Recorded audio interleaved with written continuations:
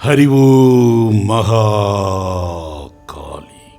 ராமகிருஷ்ண பரமஹம்சர் தனது மனைவி அன்னை சாரதா தேவியின் காலில் விழுந்து வணங்கிய அந்த புனித நிகழ்வு சோடசி பூஜை என்று வர்ணிக்கப்படுகிறது. சோடசி என்றால் 16 வயது நிரம்பிய மங்கையவள் என்று பொருள். தந்திர சாஸ்திரத்தில் கூறப்படும் 10 மகா வித்யாக்களில் சோடசி 3வது வடிவம். இவள் லலிதா திரிபுர சுந்தரி என்றும் அழைக்கப்படுகிறாள். இத்தகைய இந்த புனித நிகழ்வு 1872ஆம் ஆண்டு ஜூன் 5ஆம் தேதி தட்சிணேஸ்வரத்தில் நடைபெற்றது. ராமகிருஷ்ணர் தனது அறையில் அன்னை சாரதா தேவியை தெய்வத்துக்குரிய பீடத்தில் அமர வைத்தார்.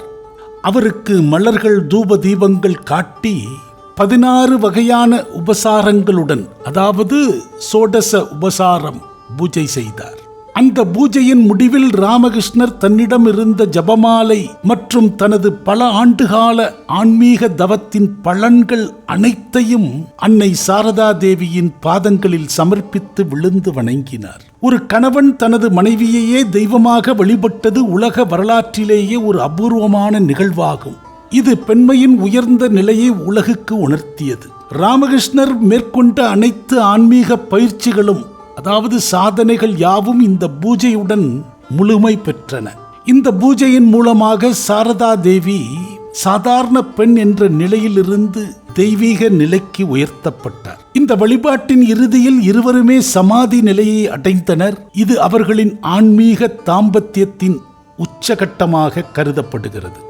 ராமகிருஷ்ண பரமஹம்சர் மற்றும் அவரது மனைவி அன்னை சாரதா தேவி ஆகியோருக்கு இடையே உடல் ரீதியான தாம்பத்திய உறவு, பிசிக்கல் ரிலேஷன்ஷிப் இருந்ததில்லை.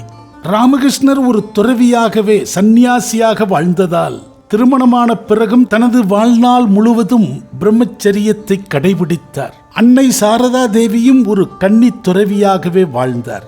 ராமகிருஷ்ணர் தனது மனைவியை சாதாரண பெண்ணாக பார்க்காமல் தான் வணங்கும் காளி அன்னையின் ஒரு வடிவமாக கருதினார். இவர்களது உறவு காமத்தை கடந்து ஒரு தெய்வீக காதலாகவும் குரு சீடர் உறவாகவும் அமைந்தது. ஹரி ஓம் மகா காளி.